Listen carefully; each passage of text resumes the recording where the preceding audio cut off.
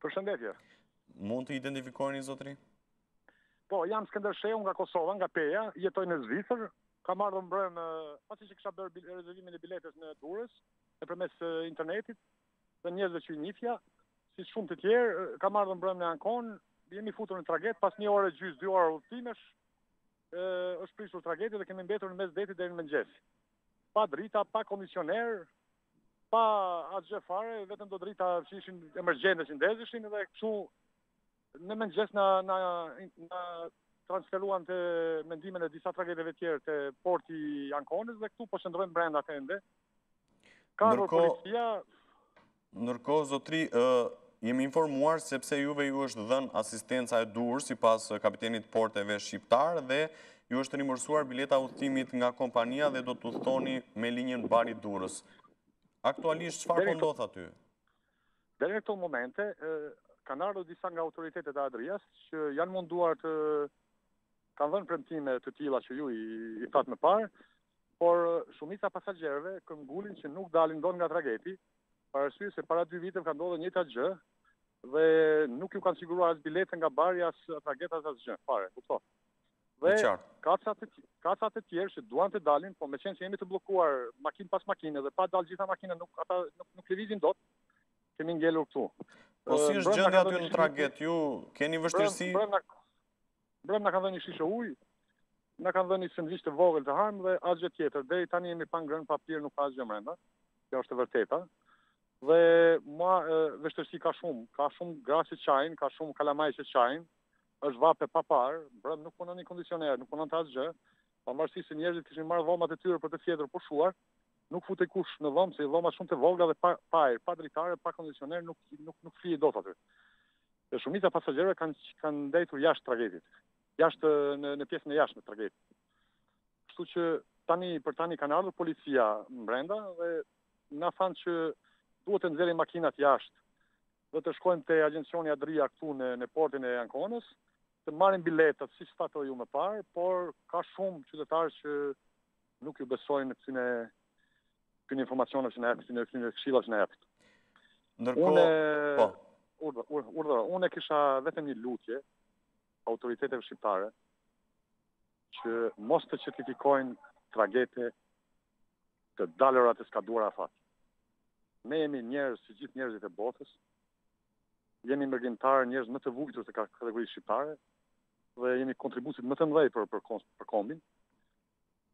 Është gjëja më e vogël që do të bëhet, deri më e vogël, respekti më i vogël që na bëhet, që pasagerët që vinë nga Megata mos të maltretohen duganave, mos të maltretohen në tragete të ndryshme, për arsye se ai që certifikon tragetin atje merr 1000 euro dhe fut në shkrimin dhe thotë kjo është në rregull. Kemi informacione se trageti ka qenë i prishur ende pa u nisur, pa lëvizur nga vendi, një motor nuk i punonte. E kështu, unë lus autoritetet shqiptare të paktën këtë ta bëjnë, që respektojnë qytetarët e tyre që i kanë në Megat, se ballë janë tallur me mërgjimtarët, është turp. Në të vërtetë është turp i paparë. Ju kuptoj, po pse e bën ju këtë apel, zotri? Kanë qenë kushtet e këqija edhe për sa i përket akomodimit të qytetarëve? Ne ndodhemi në një traget të vitit 1800, unë besoj 1850, që nuk besoj që i plotëson kushtet të udhëtim, dhe i fusin shqiptarë se një popull tjetër, një gjerman, një zvicran, që jetoj në Zvicër 30 vite, ata nuk do futen në këtë traget. Nuk do udhëtonte në këtë traget. Pastaj janë 30% të udhëtarëve janë kosovarë, unë vi nga Kosova, dhe jam marrë me aktivitete humane në Zvicër, dhe gjithmonë kam apeluar të bashkëvendasit e mi dhe bashkëqytetarët e mi që mos të kalojnë nëpërmes Serbisë, nëpërmes Slovenisë, nëpërmes Kroacisë, nëpërmes Malezi, po të vinë nëpërmes porteve italiane drejt në portin e Durrësit për shumë arsye, që të ndihmojmë agjencionet shqiptare sadopak me blerje të biletave, që të kalojmë pushimet në Bregdetin shqiptar, se është tokë jona, është dhe ujë, dhe të shpenzojmë lekët aty në vendin tonë. Kështu që në këtë trajtim që i bëhet mërgjimtarëve, qoftë kosovarëve, qoftë shqiptarëve, qoftë kushdo që janë, autoritetet shqiptare nuk e kanë dhënë provimin, dhe unë kam përshtypjen që tallen me mërgjimtarët. Duke u bazuar në traget, në kalimin e duganave, në ndalimin e policisë rrugëve, unë i kuptoj është fluks i madh i kuptoj të gjitha, po duhet të ketë pak tolerime, se ne vim për 2 javë, 3 javë, vim të shmallemi në ardheun tonë, vim të shpenzojmë lekën në ardheun tonë, vim të pavarësisht se nuk i plotëson kushtet, shumica bregdeteve shqiptare nuk i plotësojnë kushtet dhe nuk kanë tradit për mikpritje turistësh, ne prap nuk kemi hequr dorë nga dheu. Andaj, ju kisha lutur edhe një herë që të marrin masa njerë në vit, 2 javë, 3 javë që vinë me gentarët të jenë të respektuar, gjitha formë. Ju falenderoj për prononcimin tuaj në Ora News dhe uroj që situata juaj e blokimit aty në traget të zgjidhet sa më shpejt dhe të udhtoni pra drejt Shqipërisë, siç edhe kishit parashikuar më herët. Edhe një lutje do bëja, nëse ka dikush mundësi nga autoritetet shqiptare të na marrë ose në telefon ose të na jap një informacion drejt për drejt para qytetarëve që ndodhen në traget, që të dalim nga trageti, të lëvizim se ka fëmijë shumë që janë të sëmuar, janë të lodhur nga vapa, janë të lodhur nga ushqimet. S'kemi ushqim, s'kemi bukë me ngrënë. Ka kalamaj që s'ka ngrënë që mbrëm. Nuk lëvizim dot. Dhe janë cas kryenesh aty që nuk lejojnë të dalin nga trageti, jemi bllokuar fare.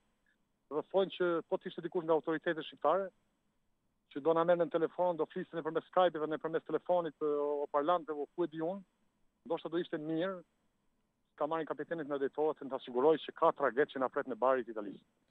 Zoti Sheu, shumica e udhëtarëve janë shqiptarë në këtë traget? 99% janë shqiptarë, 30% janë kosovarë, shqiptarë nga Kosova, nga Maqedonia, tjerë janë nga Shqipëria. Ka edhe të huaj, por shumë pak. Unë kisha një familje zisane që duhet të vinte me mua, fakt mirësisht. Vendosën në momentet e fundit dhe anullova biletën, do vinin me makinë drejt në Shqipëri. Familje zisane është një kryetar një bashkie që do vi me gruan dhe Klemen.